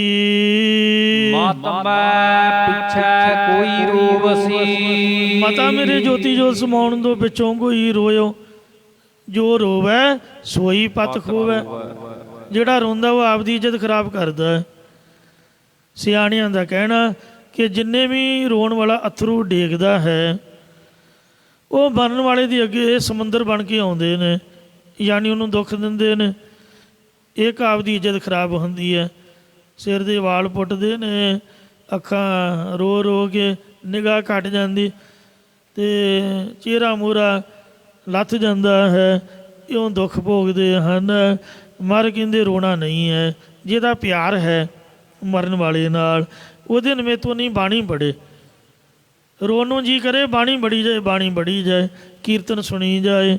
ਇੰਝ ਜਿਸ ਘਰ ਵਿੱਚ ਮਰਗ ਹੋਵੇ, ਉਸ ਘਰ ਵਿੱਚ ਅਤੇ ਮੁਰਦਾ ਲਾਸ਼ ਦੇ ਕੋਲ, ਮ੍ਰਿਤਕ ਸਰੀਰ ਦੇ ਕੋਲ ਕੀਰਤਨ ਹੋਵੇ, ਤਾਂ ਕਿ ਕੋਈ ਰੋਵੇ ਨਾ। ਅਤੇ ਸੰਸਕਾਰ ਕਰਾਉਣ ਤੋਂ ਤੁਰੰਤ ਬਾਅਦ ਕਮਰਾ ਕੁਮਰਾ ਧੋ ਕੇ, ਸਾਫ਼ ਕਰਕੇ, ਚੰਦੂਆ ਲਾ ਕੇ ਸ੍ਰੀ ਗੁਰੂ ਗ੍ਰੰਥ ਸਾਹਿਬ ਜੀ ਦਾ ਪ੍ਰਕਾਸ਼ ਕਰ ਦੇਵੇ ਅਤੇ ਸਹਿਜ ਪਾਠ ਆਰੰਭ ਕਰ ਦੇਵੇ। ਜਿਹੜਾ ਕੋਈ ਅਫਸੋਸ ਕਰਨ ਆਏ ਉਹਨੂੰ ਕਹੇ ਵੀ ਚਲੋ ਭਾਈ ਮੱਥਾ ਟੇਕੋ, ਅਤੇ ਬਸ ਤੁਸੀਂ ਦਰਸ਼ਨ ਦੇ ਦਿੱਤੇ, ਸਾਨੂੰ ਪਤਾ ਲੱਗ ਗਿਆ ਵੀ ਤੁਸੀਂ ਸਾਡੇ ਘਰ ਆ ਗਏ। ਜ਼ਰੂਰੀ ਗੱਲਾਂ ਮਾਰਨੀਆਂ, ਦਰੀ ਵਿਛਾ ਕੇ ਕਹੋ ਵੀ ਬਾਣੀ ਸੁਣੋ ਭਾਈ, ਆਪ ਵੀ ਬਾਣੀ ਸੁਣੋ, ਦੂਜਿਆਂ ਨੂੰ ਵੀ ਸੁਣਾਓ। ਕਬੀਰ ਸੰਤ ਮੋਏ ਕਿਆ ਰੋਈਐ, ਜੋ ਆਪਣੇ ਗ੍ਰਹਿ ਜਾਏ। ਸੰਤਾਂ ਦੇ ਮਰੇ ਤੋਂ ਕਾਹਤੋਂ ਰੋਣਾ ਭਾਈ, ਜੋ ਆਪਦੇ ਘਰ ਚਲੇ ਗਏ। ਰੋਵੋ ਸਾਗਦ ਵਾਪਰੇ, ਜੋ ਹਾਟੈ ਹਾਟ ਵਿਕਾਏ। ਜੇ ਅਫਸੋਸ ਕਰਨਾ ਤਾਂ ਉਸ ਮੰਦ ਭਾਗੀ ਦੇ ਮਰਨ 'ਤੇ ਅਫਸੋਸ ਕਰੋ, ਜਿਹੜਾ ਸ਼ਰਾਬ ਪੀ ਕੇ ਮਰਿਆ, ਜੂਆ ਖੇਡ ਕੇ ਮਰਿਆ, ਜੋ ਪ੍ਰਭੂ ਚਰਨਾਂ ਤੋਂ ਵਿਛੜਿਆ ਹੋਇਆ। ਜਿਹੜਾ ਜਿਉਂਦਾ ਹੀ ਬੰਦਾ ਬੁਰੇ ਕੰਮ ਕਰ ਰਿਹਾ, ਉਹਨੂੰ ਰੋਵੋ, ਜਿਉਂਦੇ ਨਹੀਂ ਰੋ ਲਓ। ਉਹ ਆਪਦੇ ਕੀਤੇ ਮੰਦ ਕਰਮਾਂ ਦੇ ਵੱਟੇ, ਉਹਨੂੰ ਕਹੋ ਵੀ ਤੂੰ ਹੀ ਬਹਿ ਕੇ ਰੋ, ਆਪਦੇ ਆਪ ਨੂੰ ਰੋ ਵੀ ਬੰਦਾ ਬਣ ਕੇ ਤੂੰ ਬੰਦਗੀ ਨਹੀਂ ਕੀਤੀ। ਬੰਦੋ ਹੋਏ ਬੰਦਗੀ ਗਾਇ, ਬੰਦਗ ਹੋਏ ਬੰਦ ਸੁਧ ਲਹੈ। ਬੰਦਾ ਹੋਏ ਕਿ ਬੰਦਗੀ ਨਾ ਕੀਤੀ, ਫਿਰ ਬੰਦਾ ਖਵਾਉਣ ਦਾ ਕੀ ਫਾਇਦਾ। ਆਪਦੇ ਆਪ ਨੂੰ ਰੋਵੋ। ਹਰੇਕ ਹੱਟੀ 'ਤੇ ਵਿਕਦਾ ਫਿਰਦਾ, ਭਾਵ 500 ਰੁਪਈਆ ਦੇ ਕੇ ਸਾਈਨ ਕਰਦਾ, ਝੂਠੀਆਂ ਗਵਾਹੀਆਂ ਦਿੰਦਾ, ਰੁਪਈਏ ਪਿੱਛੇ, ਹਜ਼ਾਰ ਰੁਪਈਏ ਪਿੱਛੇ ਆਪਦਾ ਧਰਮ ਵੇਚ ਦਿੰਦਾ, ਸਾਰੀ ਦੁਨੀਆ ਦੀ ਖਾਤਰ ਭਟਕਣ ਕਰਕੇ ਹੁਣ ਕਈ ਜੂਨਾਂ 'ਚ ਭਟਕਦਾ। ਉਹਨੂੰ ਰੋਵੋ, ਆਪਦੇ ਆਪ ਨੂੰ ਰੋਵੋ। ਕਬੀਰ ਸਾਖਤ ਐਸਾ ਹੈ, ਜੈਸੀ ਲਸਣ ਕੀ ਖਾਣ, ਕੋਨੇ ਬੈਠੇ ਖਾਈਐ, ਪ੍ਰਗਟ ਹੋਏ ਨਿਦਾਨ। ਮਾਰੇ ਕਹਿੰਦੇ ਖਬਰਦਾਰ ਭਾਈ, ਮੈਨੂੰ ਨਹੀਂ ਕਿਸੇ ਨੇ ਰੋਣਾ ਹੈ। ਸੋ ਮੈਂ ਮੂਲ ਨਾ ਪਾਇਆ। ਜਿਹੜਾ ਰੋਵੇਗਾ ਉਹ ਮੈਨੂੰ ਮੂਲ ਕਦਾਚਿਤ ਉੱਕਾ ਵੀ ਕਦੇ ਵੀ ਚੰਗਾ ਨਹੀਂ ਲੱਗੇਗਾ। ਮਿਤ ਪਾਜੈ ਮਿਤ ਬਿਗਸੈ। ਜਿਸ ਮਿੱਤਰ ਦੀ ਇੱਜ਼ਤ ਵਡਿਆਈ ਪ੍ਰਤਿਗਿਆ ਪਾਉਂਦੀ ਹੈ, ਉਹ ਮਿੱਤਰ ਜਦ ਕੋਈ ਪਾਤਸ਼ਾਹੀ ਪੁਸ਼ਾਕਾਂ ਪਹਿਨਦਾ ਹੈ ਤਾਂ ਮਿੱਤਰ ਨੂੰ ਖੁਸ਼ ਹੋਣਾ ਚਾਹੀਦਾ। ਤੁਸੀਂ ਕਾਹਦੇ ਮਿੱਤਰ ਹੋ? ਮੈਨੂੰ ਤਾਂ ਵਾਹਿਗੁਰੂ ਪੁਸ਼ਾਕ ਪਹਿਨ ਆ ਰਿਹਾ, ਮਤਲਬ ਅਗੰਮੀ ਝੋਲਾ ਦੇ ਰਿਹਾ, ਮੈਂ ਤਾਂ ਵਾਹਿਗੁਰੂ ਜੀ ਦੇ ਚਰਨਾਂ ਵਿੱਚ ਪਹੁੰਚ ਰਿਹਾ ਅਤੇ ਤੁਸੀਂ ਰੋ ਰਹੇ ਹੋ। ਦੱਸੋ ਹੈ ਕਮਲੇ? ਮੇਰੇ ਮਨ 'ਚ ਤਾਂ ਆਨੰਦ ਹੋ ਰਿਹਾ ਵੀ ਮੈਂ ਰੱਬ ਜੀ ਨਾਲ ਮਿਲਣ ਲੱਗਾ, ਅਪੇਦ ਹੋਣ ਲੱਗਾ ਹਾਂ। ਅਤੇ ਤੁਹਾਨੂੰ ਚਾਹੀਦਾ ਹੈ, ਤੁਸੀਂ ਮੇਰੇ ਪਿਆਰੇ ਮਿੱਤਰ ਹੋ, ਕਿ ਆਪਦੇ ਮਿੱਤਰ ਨੂੰ ਇੰਨਾ ਵੱਡਾ ਮੁਰਾਤਬਾ ਰੁਤਬਾ ਮਿਲਿਆ ਅਤੇ ਤੁਸੀਂ ਵੀ ਸਾਰੇ ਖੁਸ਼ ਹੋਵੋ, ਆਨੰਦਿਤ ਹੋਵੋ। ਸੱਦੜੇ ਆਏ ਤੇ ਨਾ ਜਾਨੀਆਂ, ਹੁਕਮ ਸੱਚੇ ਕਰਤਾਰੋ, ਨਾਰੀ ਪੁਰਖ ਵਿਸ਼ੁੰਨਿਆ, ਵਿਛੜਿਆ ਮੇਲਣ ਹਾਰੋ। ਰੂਪ ਨਾ ਜਾਣੇ ਸੋਹਣੀਆ, ਹੁਕਮ ਬੱਧੀ ਸਰਕਾਰੋ, ਬਾਲਕ ਬਿਰਧ ਨਾ ਜਾਣਨੀ, ਤੋੜਨ ਹੇਤ ਪਿਆਰੋ। ਨੌਂਦਰ ਠਾਕੇ ਹੁਕਮ ਸੱਚੈ, ਹੰਸ ਗਿਆ ਗੈ ਨਾਰੇ, ਸਾਤਨ ਛੁੱਟੀ ਮੁੱਠੀ ਝੂਠ ਵਿਧਨੀਆ, ਮਿਰਤ ਕਲਾ ਅੰਗਨੜੇ ਮਾਰੇ। ਸੁਰਤ ਮੁਈ ਮਰਮਾਈਏ, ਮਹਿਰ ਲੁਨੀ ਦਰਬਾਰੇ, ਰੋਵੋ ਕੰਤ ਮਹੇਲੀਓ, ਸੱਚੇ ਕੇ ਗੁਣ ਸਾਰੇ। ਜਲ ਮਲ ਜਾਨੀ ਨਾ ਭਾਲਿਆ, ਕੱਪੜ ਪਾਟੇ ਮਾਰੇ, ਵਾਜੇ ਵੱਜੇ ਸੱਚੀ ਬਾਣੀਆ, ਪੰਜ ਮੋਏ ਮਨ ਮਾਰੇ। ਜਾਨੀ ਮਸ਼ੁੰਦੜੇ ਮੇਰਾ ਮਰਨ ਭਇਆ, ਤ੍ਰਿਗ ਜੀਵਨ ਸੰਸਾਰੇ। ਜੀਵਤ ਮਰੈ ਸੋ ਜਾਣੀਐ, ਫਿਰ ਸੱਚੜਾ ਹੇਤ ਪਿਆਰੇ। ਤੁਸੀਂ ਰੋਵੋ ਰੋਵਣ ਆਈ ਉਹ, ਝੂਠ ਮੁੱਠੀ ਸੰਸਾਰੇ।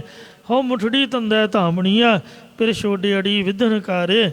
ਘਰ ਘਰ ਕੰਤ ਮਹੇਲੀਆ, ਰੂੜਾ ਹੇਤ ਪਿਆਰੇ। ਮੈਂ ਪਰ ਸੱਚ ਸਾਲਾਹਣਾ, ਔਰ ਰਹੱਸੀ ਅੜੀ ਨਾਮ ਬਤਾਰੇ।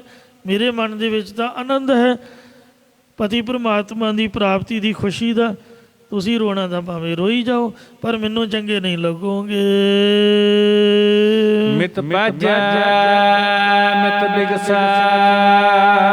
ਮਿੱਤਰ ਨੂੰ ਪੁਸ਼ਾਕਾਂ ਮਹਾਰਾਜੇ ਵੱਲੋਂ ਪਹਿਨਾਇਆ ਜਾਏ ਤਾਂ ਮਿੱਤਰ ਖੁਸ਼ ਹੁੰਦਾ ਹੈ। ਜਿਸ ਮਿੱਤ ਕੀ ਪੈਜ ਭਾਵਾਏ। ਜਿਸ ਨੂੰ ਮਿੱਤਰ ਦੀ ਇੱਜ਼ਤ ਵਡਿਆਈ ਚੰਗੀ ਲੱਗਦੀ ਹੈ, ਇਸ ਤਰ੍ਹਾਂ ਤੁਸੀਂ ਵੀ ਸਾਰੇ ਆਨੰਦਿਤ ਹੋਵੋ। ਫਿਰ ਸਾਰੇ ਸੰਬੰਧੀ ਸਿੱਖ ਕਹਿਣ ਲੱਗੇ, ਹੇ ਸਤਿਗੁਰੂ ਜੀ, ਤੁਸੀਂ ਤਾਂ ਜੋਤੀ ਜੋਤ ਸਮਾਉਣ ਲੱਗੇ ਹੋ, ਸਰੀਰ ਛੱਡਣ ਲੱਗੇ ਹੋ, ਤੁਸੀਂ ਕਹਿੰਦੇ ਹੋ ਵੀ ਪੁਸ਼ਾਕਾਂ ਪਹਿਨਾਇਆ ਜਾਏਗਾ। ਤੁਸੀਂ ਵਿਚਾਰ ਦੇਖੋ ਪੁੱਤ ਭਾਈ। ਤਾਂ ਗੁਰੂ ਅਮਰਦਾਸ ਜੀ ਕਹਿਣ ਲੱਗੇ, ਇਸੇ ਤਰ੍ਹਾਂ ਹੇ ਮੇਰੇ ਪੁੱਤਰੋ, ਬਾਬਾ ਮੋਹਰੀ ਜੀ ਅਤੇ ਭਰਾਵੋ ਬਾਬਾ ਈਸ਼ਰਦਾਸ ਜੀ, ਤੁਸੀਂ ਵਿਚਾਰ ਕਰਕੇ, ਨਿਰਣਾ ਕਰਕੇ, ਨਿਸ਼ਚਾ ਕਰਕੇ ਵੇਖ ਲਵੋ। ਹਰ ਸਤਿਗੁਰੂ ਰੂਪੈ ਨਾਵਾਏ। ਹਰੀ ਪਰਮੇਸ਼ਰ ਸਾਨੂੰ ਸਤਿਗੁਰੂ ਯਾਨੀ ਮੈਨੂੰ ਅਮਰਦਾਸ ਜੀ ਨੂੰ ਆਪਣੇ ਸਰੂਪ ਦੇ ਨਾਲ ਅਭੇਦ ਕਰਨ ਰੂਪ ਸਿਰੋਂ ਪਾਓ ਪੁਸ਼ਾਕਾਂ ਪਹਿਨਾਉਣ ਲੱਗਾ ਹੈ। ਉਹ ਮੈਨੂੰ ਸਿਰੋਂ ਪਾਓ ਬਖਸ਼ਿਸ਼ ਕਰਨੇ ਲੱਗਾ ਹੈ। ਤੁਹਾਡਾ ਸਤਿਗੁਰੂ ਗੁਰੂ ਅਮਰਦਾਸ ਜੀ ਪਹਿਨਾਇਆ ਜਾਵੇਗਾ। ਸਤਿਗੁਰੂ ਪ੍ਰਤੱਖ ਹੁੰਦਾ। ਫਿਰ ਸੰਬੰਧੀਆਂ ਦੇ ਸਿੱਖਾਂ ਨੇ ਬੇਨਤੀ ਕੀਤੀ ਕਿ ਸਤਿਗੁਰੂ ਜੀ, ਤੁਸੀਂ ਆਪਣੀ ਥਾਂ ਗੁਰਤਾ ਗੱਦੀ 'ਤੇ ਕਿਸ ਨੂੰ ਸਥਾਪਿਤ ਕਰਕੇ ਚੱਲੇ ਹੋ? ਤਾਂ ਮਹਾਰਾਜ ਕਹਿੰਦੇ, ਜਿਵੇਂ ਸਤਿਗੁਰੂ ਨਾਨਕ ਦੇਵ ਜੀ ਨੇ ਪ੍ਰਤੱਖ ਸਾਖਸ਼ਾਤ ਹੁੰਦਿਆਂ ਆਪਦੇ ਜਿਉਂਦੇ ਜੀ ਸ੍ਰੀ ਗੁਰੂ ਅੰਗਦ ਦੇਵ ਜੀ ਨੂੰ ਖੁਦ ਆਪ ਗੁਰਤਾ ਗੱਦੀ ਰੂਪ ਸਿੰਘਾਸਨ ਦੇ ਮਹਾਰਾਜ ਆਪ ਟਿਕਾਇਆ। ਇਹ ਰਾਜ ਸਿੰਘਾਸਨ 'ਤੇ ਬਿਠਾ ਕੇ ਟਿਕਾਉਣਾ ਕੀਤਾ, ਸਥਾਪਿਤ ਕੀਤਾ ਸੀ। ਜਿਵੇਂ ਸਤਿਗੁਰੂ ਅੰਗਦ ਦੇਵ ਜੀ ਨੇ ਫਿਰ ਆਪਦੇ ਪ੍ਰਤੱਖ ਹੁੰਦਿਆਂ ਜਿਉਂਦੇ ਜੀ ਸਾਨੂੰ ਖੁਦ ਆਪ ਗੁਰਤਾ ਗੱਦੀ ਰੂਪ ਰਾਜ ਸਿੰਘਾਸਨ 'ਤੇ ਬਿਠਾ ਕੇ ਸਥਾਪਿਤ ਕੀਤਾ ਸੀ। ਇਸੇ ਤਰ੍ਹਾਂ ਅਸਾਂ ਸ੍ਰੀ ਗੁਰੂ ਭਾਵ ਅਸੀਂ ਅਮਰਦਾਸ ਜੀ ਨੇ ਆਪ ਦੇ ਪ੍ਰਤੱਖ ਹੁੰਦਿਆਂ ਜਿਉਂਦੇ ਜੀ, ਭਾਵ ਸਰੀਰਕ ਜਾਮੇ ਵਿੱਚ ਹੁੰਦਿਆਂ ਹੀ ਸ੍ਰੀ ਗੁਰੂ ਰਾਮਦਾਸ ਜੀ ਨੂੰ ਨਾਲੇ ਤਾਂ 6 ਸਾਲ ਉਮਰ ਦਿੱਤੀ, ਨਾਲ ਗੁਰਤਾ ਗੱਦੀ ਰਾਜ ਸਿੰਘਾਸਨ ਦੇ ਬਿਠਾ ਕੇ ਸਥਾਪਿਤ ਕਰ ਦਿੱਤਾ ਹੈ। ਸਭ ਸਿੱਖ ਬੰਦਪ ਪੁੱਤ ਭਾਈ, ਅਤੇ ਸਾਰੇ ਸਿੱਖ ਸੰਬੰਧੀ ਪੁੱਤਰ ਭਰਾ ਆਦਿਕ ਰਾਮਦਾਸ ਪੈਰੀ ਪਾਇਆ। ਸਭਨਾਂ ਨੂੰ ਸ੍ਰੀ ਗੁਰੂ ਰਾਮਦਾਸ ਜੀ ਦੇ ਪੈਰੀਂ ਪਾਇਆ, ਚਰਨੀ ਪਾ ਦਿੱਤਾ ਹੈ। ਫਿਰ ਭਾਈ ਮੋਹਰੀ ਜੀ ਤੇ ਸਿੱਖਾਂ ਨੇ ਸਤਿਗੁਰਾਂ ਨੂੰ ਪੁੱਛਿਆ ਕਿ ਸਤਿਗੁਰੂ ਜੀ, ਤੁਹਾਡੇ ਜੋਤੀ ਜੋਤ ਸਮਾਉਣ ਤੋਂ ਪਿੱਛੋਂ ਕਿਸ ਤਰ੍ਹਾਂ ਦੀ ਕਿਰਿਆ ਕਰਮ ਕਰੀਏ? ਅੰਤੇ ਸਤਿਗੁਰ ਬੋਲਿਆ, ਤਾਂ ਅੰਤਮ ਅਖੀਰਲ ਸਮੇਂ ਭਾਵ ਜੋਤੀ ਜੋਤ ਸਮਾਉਣ ਵਾਲੇ ਸਤਿਗੁਰੂ ਸ੍ਰੀ ਗੁਰੂ ਅਮਰਦਾਸ ਜੀ ਨੇ ਬਚਨ ਬੋਲਿਆ, ਮੈਂ ਪਿੱਛੇ ਕੀਰਤਨ ਕਰਿਆ ਹੋ ਨਿਰਵਾਣ ਜੀਓ, ਕਿ ਮੇਰੇ ਜਾਣ ਤੋਂ ਪਿੱਛੋਂ ਇੱਕ ਬੰਧਨਾਂ ਤੋਂ ਰਹਿਤ ਕਰਨੇ ਵਾਲਾ ਪਰਮੇਸ਼ਰ ਦਾ ਕੀਰਤਨ ਕਰਿਓ ਭਾਈ। ਕੇਸੋ ਗੋਪਾਲ ਪੰਡਤ ਸੱਦਿਆ ਹੋ। ਇਹ ਸਤਿਗੁਰੂ ਜੀ, ਕਈ ਲੋਕ ਕਹਿੰਦੇ ਨੇ ਕਿ ਕੇਸੋ ਗੋਪਾਲ ਨਾਮੇ ਪੰਡਤ ਨੂੰ ਸੱਦ ਲੈਣਾ। ਹਰ ਹਰ ਕਥਾ ਪੜ੍ਹੈ ਪੁਰਾਣ ਜੀਓ, ਜਿਹੜਾ ਤੁਹਾਡਾ ਸਿੱਖ ਬਣਿਆ ਹੋਇਆ ਹੈ ਉਹ ਪੁਰਾਣਾ ਚੋਂ ਗਰੜ ਪੁਰਾਣ ਦੀ ਹਰ ਹਰ ਸੰਬੰਧੀ ਕਥਾ ਨੂੰ ਪੜ੍ਹਨਾ ਕਰੇਗਾ। ਕੀ ਮਹਾਰਾਜ ਅਸੀਂ ਲੋਕਾਂ ਦੇ ਆਖੇ ਕੇਸੋ ਗੋਪਾਲ ਪੰਡਤ ਨੂੰ ਸੱਦੀਏ ਅਤੇ ਪੁਰਾਣਾਂ ਦੀ ਗਰੜ ਪੁਰਾਣ ਦੀ ਕਥਾ ਕਰਾਈਏ ਜੀ? ਇਹ ਸਤਿਗੁਰੂ ਜੀ, ਤੁਹਾਡੀ ਕੀ ਆਗਿਆ ਹੈ? ਲੋਕ ਤਾਂ ਇੰਝ ਕਹਿੰਦੇ ਨੇ। ਤਾਂ ਸੁਣ ਕੇ ਸਤਿਗੁਰੂ ਮਹਾਰਾਜ ਸਾਹਿਬ ਕਹਿਣ ਲੱਗੇ ਕਿ ਹਰ ਕਥਾ ਪੜ੍ਹੀਐ ਹਰ ਨਾਮ ਸੁਣੀਐ। ਨਹੀਂ ਭਾਈ, ਆਪਾਂ ਸ੍ਰੀ ਗੁਰੂ ਨਾਨਕ ਦੇਵ ਜੀ ਦੇ ਸਿੱਖ ਹਾਂ, ਆਪਾਂ ਨੂੰ ਪੁਰਾਣਾ ਪੁਰਾਣਾ ਦੀ ਕਥਾ ਦਾ ਨਹੀਂ ਕੋਈ ਮਤਲਬ ਹੈ। ਜੇ ਜਿਉਂਦੇ ਵੀ ਆਪਾਂ ਬਾਣੀ ਪੜ੍ਹਦੇ ਰਹੇ, ਆਪਾਂ ਕਿਹੜਾ ਗਰੜ ਪੁਰਾਣ ਪੜ੍ਹਿਆ? ਦੱਸੋ। ਜਿਸ ਤਰ੍ਹਾਂ ਦਾ ਬੰਦੇ ਦਾ ਸੁਭਾਅ ਉਸੇ ਤਰ੍ਹਾਂ ਉਹਦੇ ਤੋਂ ਬਾਅਦ ਕਰਨਾ ਚਾਹੀਦਾ। ਜਾਂ ਤਾਂ ਜਿਉਂਦੇ ਮਹਾਰਾਜ ਨੇ ਗਰੜ ਪੁਰਾਣ ਦੀ ਕਥਾ ਕੀਤੀ ਜਾਂ ਪੜ੍ਹੀ ਹੋਵੇ ਤਾਂ ਤੁਸੀਂ ਦੱਸੋ। ਬਾਣੀ ਪੜ੍ਹੀ ਹੈ ਨਾ, ਸੇਵਾ ਕੀਤੀ ਹੈ। ਤੋ ਇੰਝ ਹੇ ਭਾਈ, ਗਰੜ ਪੁਰਾਣ ਦੀ ਥਾਂ 'ਤੇ ਆਪਾਂ ਗੁਰਦੁਆਰੇ ਦੇ ਬੰਦੇ ਆ, ਗੁਰੂ ਨਾਨਕ ਸਾਹਿਬ ਦੇ ਸਿੱਖ ਹਾਂ। ਜੇ ਹਿੰਦੂ ਹੋਈਏ ਅਤੇ ਮੰਦਰ ਵਾਲੇ ਹੋਈਏ ਫਿਰ ਤਾਂ ਚਲੋ ਜਿਸ ਤਰ੍ਹਾਂ ਉਹ ਕਹਿਣ ਉਸੇ ਤਰ੍ਹਾਂ ਠੀਕ ਹੈ, ਪਰ ਆਪਾਂ ਤਾਂ ਗੁਰੂ ਨਾਨਕ ਸਾਹਿਬ ਦੇ ਸਿੱਖ ਹਾਂ। ਅਤੇ ਹਰੀ ਪਰਮੇਸ਼ਰ ਦੀ ਪ੍ਰਾਪਤੀ ਕਰਾਉਣ ਵਾਲੀ ਬਾਣੀ ਦੀ ਕਥਾ ਵੇਖੋ ਕਿੰਨੀ ਮਰਜ਼ੀ ਕਰੀ ਜਾਓ, ਇਹ ਮੁੱਕਦੀ ਥੋੜ੍ਹਾ ਆ। ਸਪੈਸ਼ਲੀ ਸਹਿਸਕ੍ਰਿਤੀ ਦੇ ਸ਼ਲੋਕ, ਜੈਸਰੀ ਦੀ ਵਾਰ, ਵਡਹੰਸ ਦੀ ਵਾਰ, ਇਹ ਹੈ ਹੀ ਵੈਰਾਗਮਈ। ਜਿੱਥੋਂ ਮਰਜ਼ੀ ਬਾਣੀ ਦੀ ਕਥਾ ਕਰੋ ਅਤੇ ਸੁਣੋ। ਇੰਝ ਹਰੀ ਦੀ ਕਥਾ ਹੀ ਪੜ੍ਹੋ ਅਤੇ ਹਰੀ ਦੇ ਨਾਮ ਵਾਲੀ ਕਥਾ ਹੀ ਸਰਵਣ ਕਰਿਓ ਬਾਣੀ ਵਿੱਚੋਂ। ਬੇਬਾਣ ਹਰ ਰੰਗ ਗੁਰ ਭਾਵੈ। ਸਤਿਗੁਰੂ ਸ੍ਰੀ ਗੁਰੂ ਅੰਗਦ ਦੇਵ ਸਾਹਿਬ ਜੀ ਨੂੰ ਇਹੀ ਪਰਮੇਸ਼ਰ ਦਾ ਪ੍ਰੇਮ ਰੂਪੀ ਵਿਮਾਨ ਭਾਉਂਦਾ ਹੈ, ਅਰਥਾਤ ਪਰਮੇਸ਼ਰ ਦਾ ਪ੍ਰੇਮ ਰੂਪ ਵਿਭਾਨ ਹੀ ਗੁਰੂ ਨੂੰ ਭਾਉਂਦਾ ਹੈ। ਭਾਵ ਰੋਣ ਪਿੱਟਣ ਦੇ ਫਜ਼ੂਲ ਸਜਾਵਟ ਆਦਿਕ ਦੇ ਵਿਮਾਨ ਦੀ ਥਾਂ ਪ੍ਰਭੂ ਕੀਰਤਨ ਦਾ ਵਿਮਾਨ ਹੀ ਸ੍ਰੇਸ਼ਟ ਹੈ। ਮਤਲਬ ਮਰਿਆਂ ਨੂੰ ਵੀ ਇੰਜ ਨਹੀਂ ਸਜਾਉਣਾ ਜਿਸ ਤਰ੍ਹਾਂ ਪਾਲਕੀ ਸਜਾਈ ਦੀ ਹੈ। ਤੋ ਇਸ ਵਾਸਤੇ ਮਹਾਰਾਜ ਦਾ ਕੀਰਤਨ ਰੂਪੀ ਸਜਾਵਟ ਹੀ ਕਰੋ। ਸਤਿਗੁਰੂ ਸਾਹਿਬ ਜੀ ਨੇ ਗੋਜਰੀ ਰਾਗ ਦੇ ਵਿੱਚ ਬਚਨ ਕੀਤੇ ਨੇ ਕਿ ਪਰਮੇਸ਼ਰ ਦਾ ਨਾਮ ਹੀ ਮੇਰੀਆਂ ਸਿਮਰਤੀਆਂ ਨੇ, ਪਰਮੇਸ਼ਰ ਦਾ ਨਾਮ ਹੀ ਮੇਰਾ ਸ਼ਾਸਤਰ ਹੈ। ਇਸ ਲਈ ਗਰੜ ਪੁਰਾਣ ਦੀ ਕਥਾ ਇਹ ਮਰਜ਼ਾਦਾ ਨਹੀਂ ਹੈ। ਹਰ ਮੇਰਾ ਸਿਮਰਤ, ਹਰ ਮੇਰਾ ਸ਼ਾਸਤਰ, ਹਰ ਮੇਰਾ ਬੰਧਪ, ਹਰ ਮੇਰਾ ਭਾਈ। ਇਸ ਲਈ ਸਤਿਗੁਰੂ ਜੀ ਨੇ ਇੱਥੇ ਪਰਮੇਸ਼ਰ ਦੀ ਕਥਾ ਬਾਬਤ ਆਖਿਆ। ਹੇ ਸਤਿਗੁਰੂ ਜੀ, ਕਈ ਲੋਕ ਕਹਿੰਦੇ ਨੇ ਵੀ ਪਿੰਡ ਭਰਾਇਓ ਜੀ, ਆਪਣਾ ਭੇੜੇ ਜੇ ਕਰਦੇ ਨੇ, ਪੱਤਲਾਂ ਦਿਓ ਜੀ, 12ਵੀਂ ਕਰਿਓ ਜੀ, 13ਵੀਂ ਕਰਿਓ ਜੀ, 17ਵੀਂ ਕਰਿਓ ਜੀ, ਦੀਵੇ ਜਗਾਇਓ ਜੀ, ਅਤੇ ਗੰਗਾ ਦੇ ਵਿੱਚ ਫੁੱਲ ਪਾਇਓ।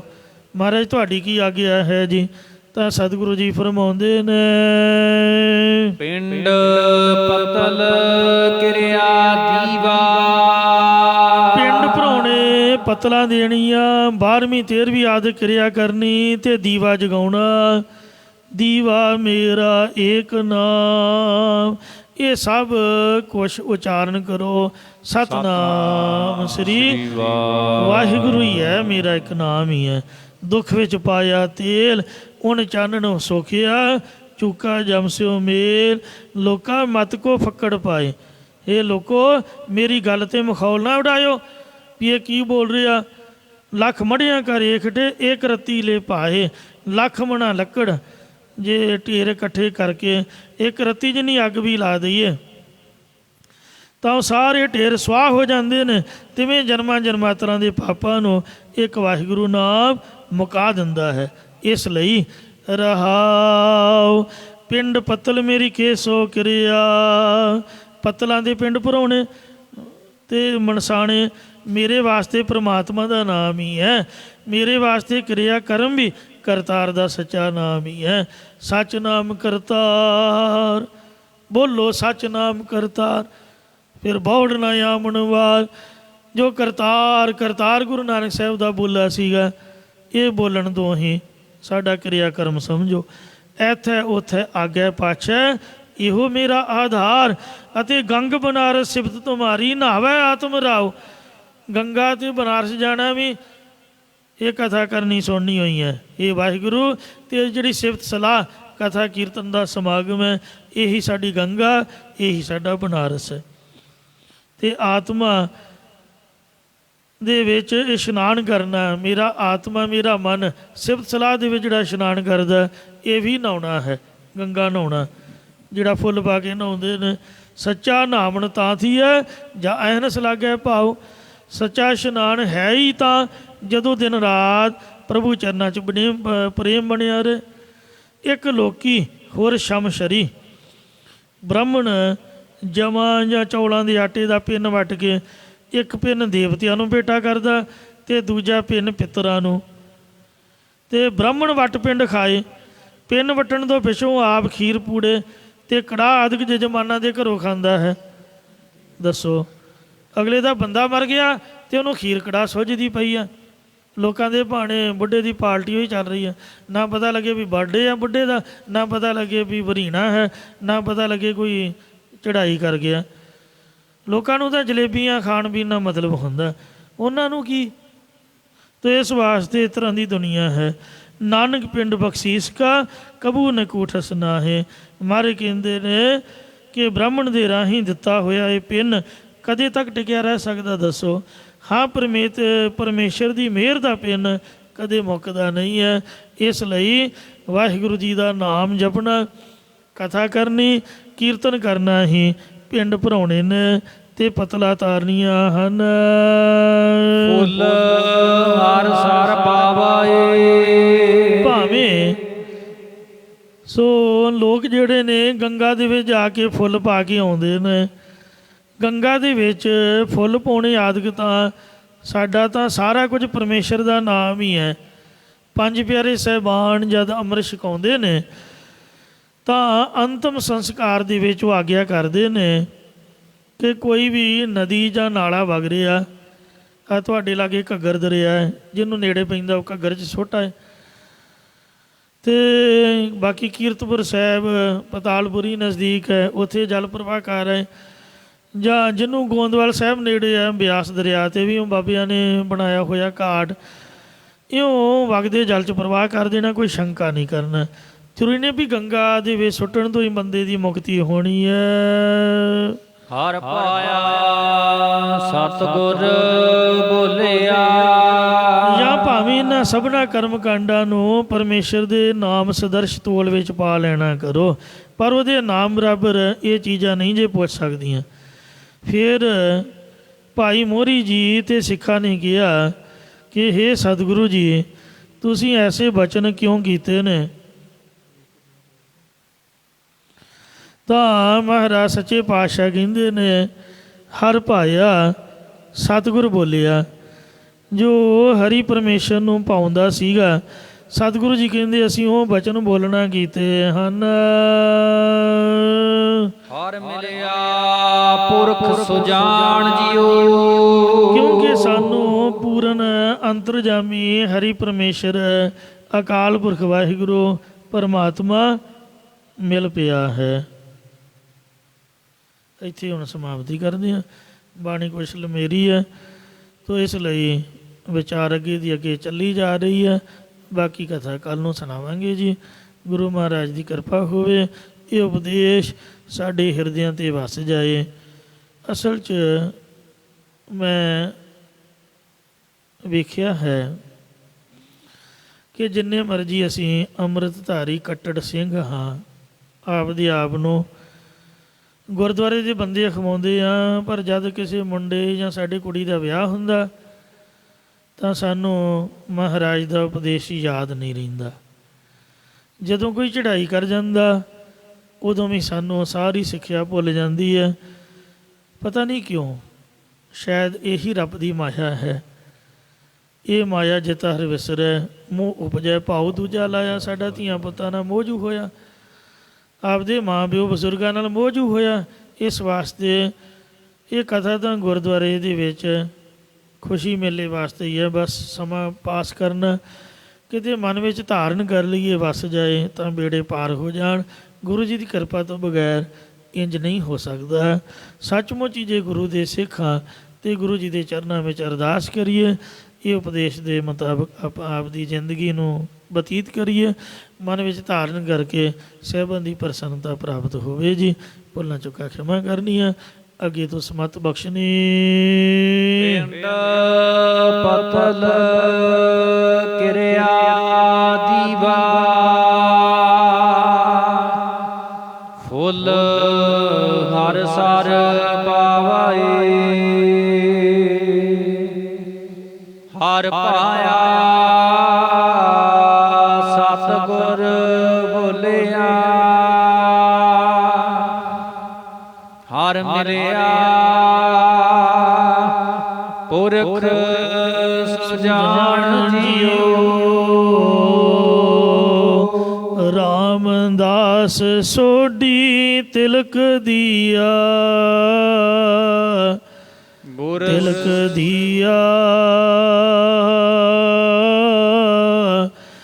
ਰਾਮਦਾਸ ਸੋਢੀ ਤਿਲਕ ਦੀਆ, ਗੁਰ ਸ਼ਬਦ ਸੱਚ ਨੀਸਾਨ ਜੀਓ। ਵਾਹਿਗੁਰੂ ਜੀ ਕਾ ਖਾਲਸਾ, ਵਾਹਿਗੁਰੂ ਜੀ ਕੀ